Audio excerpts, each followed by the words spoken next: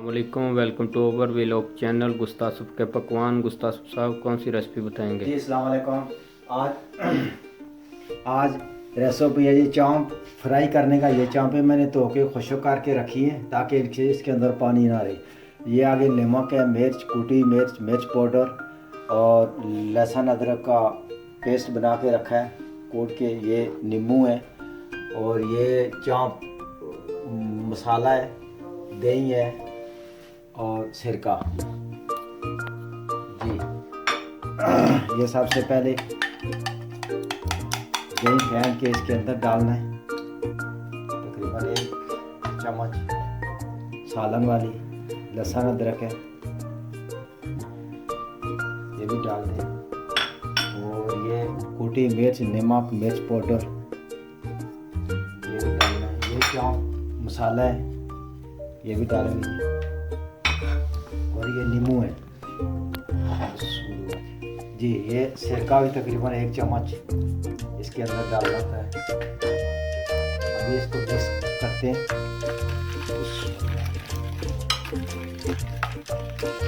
ऐसे अच्छी तरह ये मिक्स हो जाए, उसके बाद इसके अंदर चाँपें डाल देंगे ताकि तकरीबन 1 घंटे तक ये मसाला लगा रहे इसको।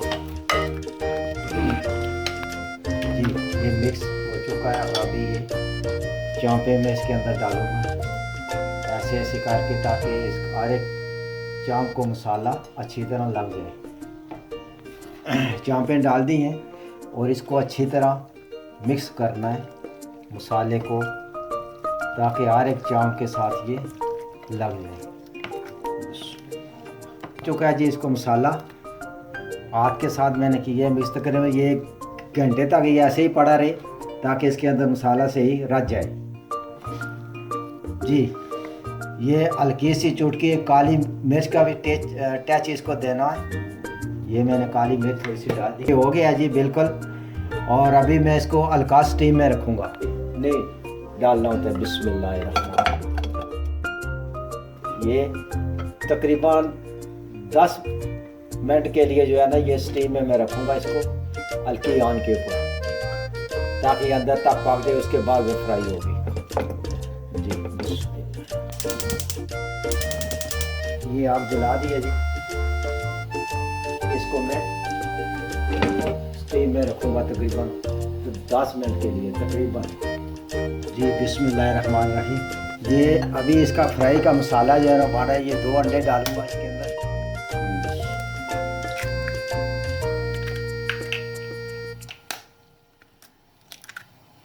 दो अंडे और थोड़ी सी काली मिर्च इसके अंदर ताकि इसका टच आ जाए इसके अंदर। और हल्का सा नमक मैंने डाला है। काली मिर्च, नमक हर चीज़ मैंने उधर भी डाली है, भाई इसके साथ भी डालना ज़रूरी है। और 1 टेबल स्पून कॉर्नफ्लावर ये भी डालना है इसके अंदर। डाल के इसको अच्छी तरह हिलाना है, मिक्स करना है सही।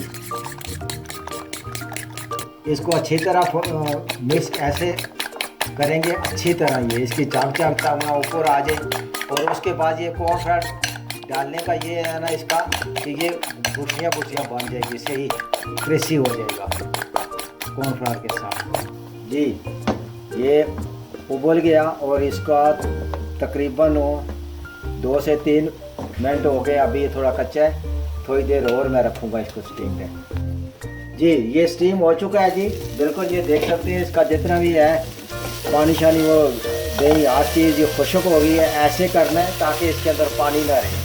ये बिल्कुल गाल भी चुका है और हल्का इसको फ्राई करेंगे। बिस्मिल्लाह। अभी इसको उतारूँगा। ये फ्राई पैन रखती है जी।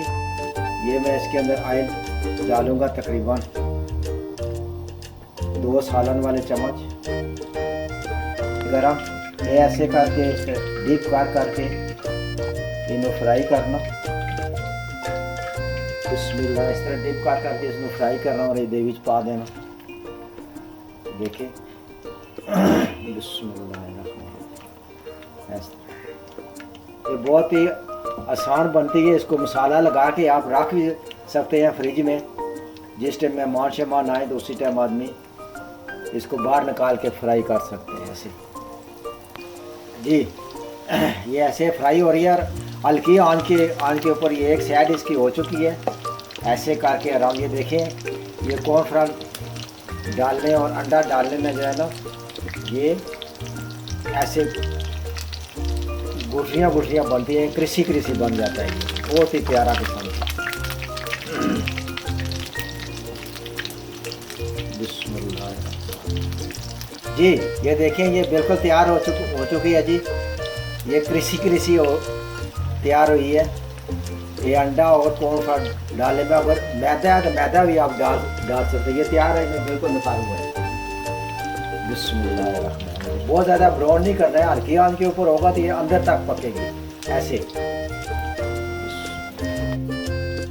जी ये तैयार हो चुकी है जी। देखिए ऐसे सजा के आपके पास मेहमान आ जाए उनके आगे भी रख सकते हैं आप।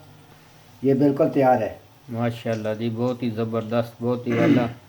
चैनल को सब्सक्राइब कीजिए और लाइक कीजिए और शेयर कीजिए। अगले व्लॉग तक के लिए इजाज़त दीजिए। अल्लाह हाफिज़।